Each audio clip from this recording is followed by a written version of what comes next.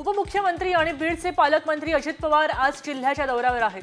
शिवराज देवटे मारहाण प्रकरणासंदर्भात आज दादा काय बोलणार याकडे लक्ष असणार आहे। ज्योतिर्लिंग स्थान असलेल्या वैद्यनाथ तीर्थक्षेत्र विकास आराखडा तसंच परळी औद्योगिक औष्णिक केंद्राचं सादरीकरण या संदर्भात आज बैठक होणार आहे।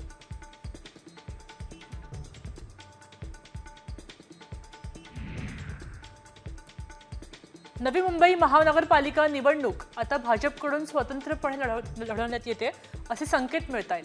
निवडणुकीच्या तोंडावर माजी आमदार संदीप नाईक यांची भाजपात एंट्री होणार आहे, त्यामुळे भाजप आता स्वतंत्र निवडणूक लढवायच्या तयारीला लागलंय असं समजतंय। साम टीव्हीला विश्वसनीय सूत्रांनी ही माहिती दिली आहे।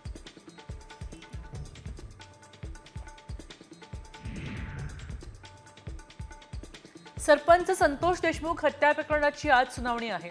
बीडच्या विशेष न्यायालयासमोर ही सुनावणी होणार आहे। या प्रकरणाची ही 5वी सुनावणी आहे। आजच्या सुनावणीला सरकारी वकील उज्ज्वल निकम उपस्थित राहणार नसल्याची माहिती आहे। विशेष सहाय्यक सहकारी वकील बाळासाहेब कोल्हे बाजू मांडण्याची शक्यता आहे।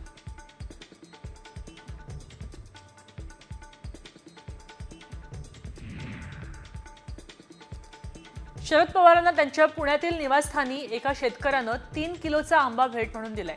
दत्ता घाडगे असं शेतकऱ्याचं नाव आहे। या प्रयोगशील शेतकऱ्याचं शरद पवार यांनी कौतुक केलंय। प्रयोगशील आंबा बागायतदारांना समृद्ध करतोय हे पाहून समाधान वाटतं असं पवार म्हणाले।